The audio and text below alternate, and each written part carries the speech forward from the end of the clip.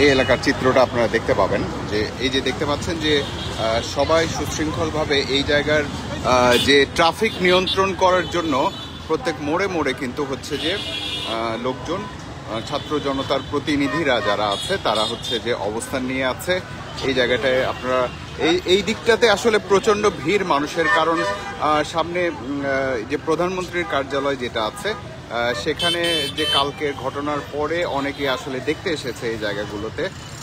ঠিকঠাক মতো এই যে নিয়ন্ত্রণ করা হচ্ছে ট্রাফিক, সবাই বোঝানোর চেষ্টা করছে যে কিভাবে এখানে চলাফেরা করতে হবে। প্রত্যেকটা এই জায়গায় যেহেতু 1, 2, 3, 4 চারটি রাস্তার আসলে সব মিলে 8টির একটা সম্মেলন, সেই জন্যে এখানে আপনারা দেখতে পাচ্ছেন যে সব জায়গাতেই অনেকেই অবস্থান নিয়ে আছে এই জায়গা। এই যে এখানে যে দৃশ্যটা আমরা দেখতে পাচ্ছি সেটা হলো যে এখানে সম্ভবত সেনাবাহিনীর সদস্যদের বা আইন শৃঙ্খলা রক্ষাকারী বাহিনীদের একটা অবস্থানের জায়গা ছিল। এই পাশটাতে আমরা লক্ষ্য করুন যে এখানেও সবাই অবস্থান নিয়ে আছে ট্রাফিক নিয়ন্ত্রণ করার জন্য। এখানে যে কাঁটাতারের বেড়া ছিল এখানে, সেটাও দেখা যাচ্ছে। এই যে ট্রাফিক নিয়ন্ত্রণের চিত্র এখানকার, সবাই মূলত ট্রাফিকের অনুপস্থিতিতে যে কাজটা সেই কাজটা তারা এখানে করছে।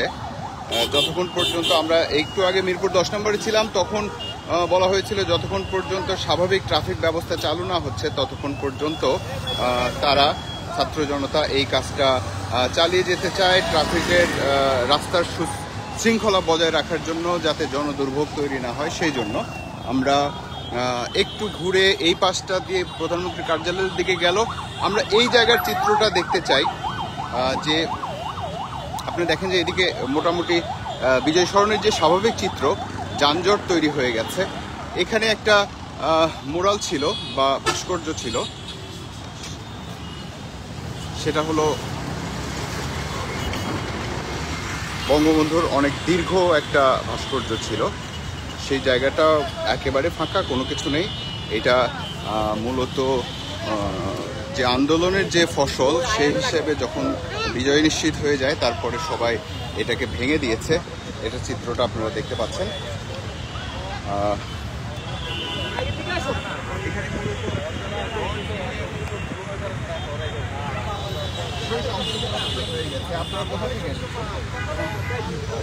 ঢাকাতেই ছিলেন?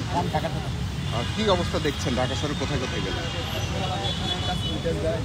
হ্যাঁ, আজকে কি জন্য বের হচ্ছে? আচ্ছা,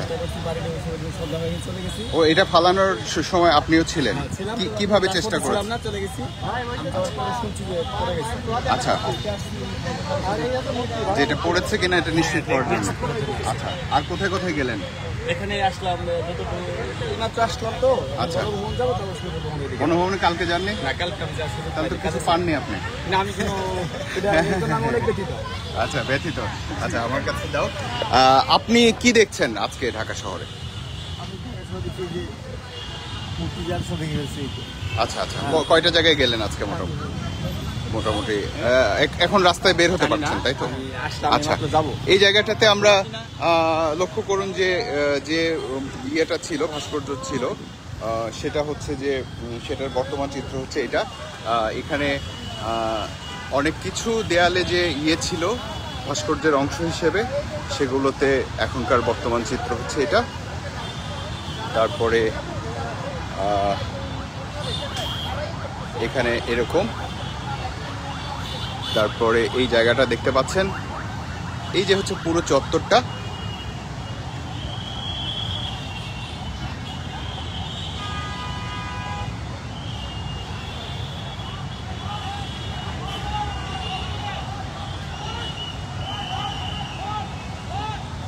এই যে ট্রাফিক নিয়ন্ত্রণ চলছে এই পাশটাতে, আপনারা দেখতে পেলেন প্রচুর উৎসুক মানুষ আজকে বের হয়েছে। যে ঢাকা শহরে গতকাল সোশ্যাল মিডিয়াতে যেসব দৃশ্য দেখা গেছে, তারপরের চিত্রটা কি সেটা দেখার জন্য, ঠিকঠাকভাবে চলাফেরা করা যাচ্ছে কিনা সেটা দেখার জন্য।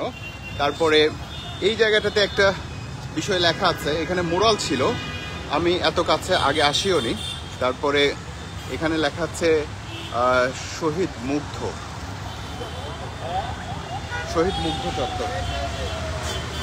আমরা যে মুগ্ধর কথা জানি যে হচ্ছে যে পানি দেওয়ার চেষ্টা করেছিল, যে আন্দোলন যারা করছিল তাদের যাতে মানে তাদের সহযোগিতা করার জন্য পানি দিয়ে বিতরণ করছিল, সেই মুগ্ধ নিহত হয় এই আন্দোলনে।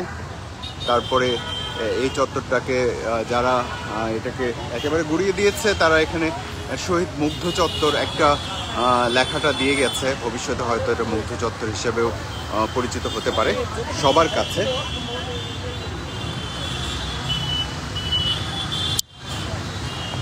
এই হলো এখানকার পরিস্থিতি আপনারা দেখছিলেন। আমরা আসলে ঢাকা শহরে বের হয়েছি যে সর্বশেষ অবস্থা আপনারা যারা জানতে চান, দেখতে চান, এবং হচ্ছে যে এখনকার কতটুকু স্বাভাবিক অবস্থার মধ্যে এসেছে কি আসেনি সেই চিত্র জানানোর জন্য আপনাদের সামনে এসেছি। আমরা শহরের বিভিন্ন প্রান্ত থেকে আপনাদের সাথে কথা বলবো। ধন্যবাদ সবাইকে।